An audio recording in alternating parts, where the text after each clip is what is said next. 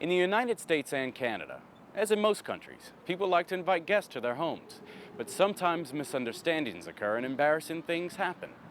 Everyone seems to have a story about a difficult situation involving a guest.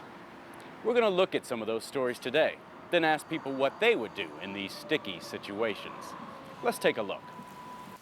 I was invited to a party, and I arrived an hour early. I thought it would take me longer to get there.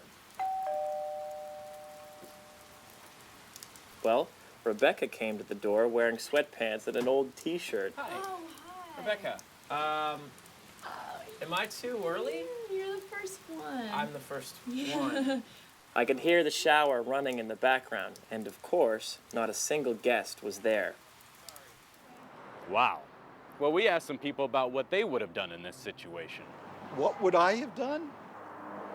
I would have pretended to have an errand to run in the neighborhood, like going to the drugstore, the grocery store, and then I would have told her I'd come back later.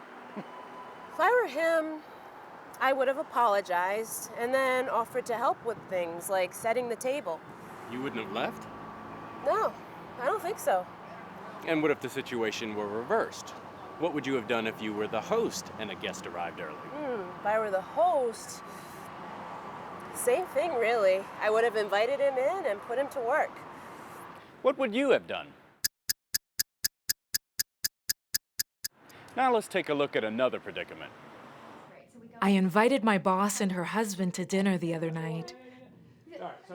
We had a great time, but she just wouldn't leave. By midnight, my husband and I were so exhausted. Finally, my husband fell asleep at the table. My boss was very embarrassed when she realized it was so late. I just never know what to do when a guest won't go home. So, What should the host have done? Let's get some opinions. I don't care if she is my boss. I think I would have reminded her how late it was. I wouldn't have done anything, except pretend I wasn't tired. After all, she's your boss.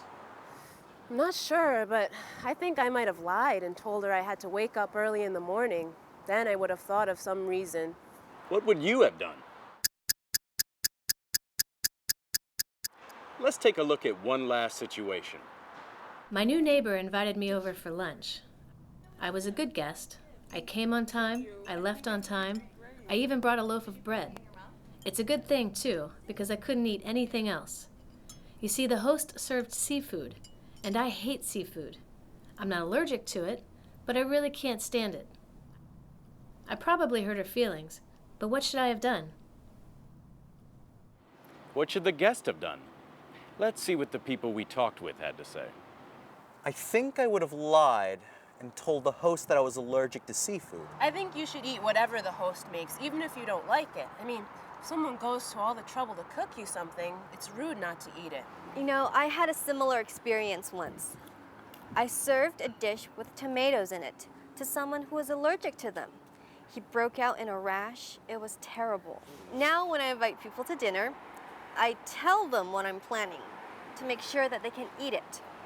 The host in that situation should have asked her guests about food allergies and food preferences before she planned the menu. What would you have done? We've heard a number of practical solutions to some difficult guest situations. Now you should be ready for anything.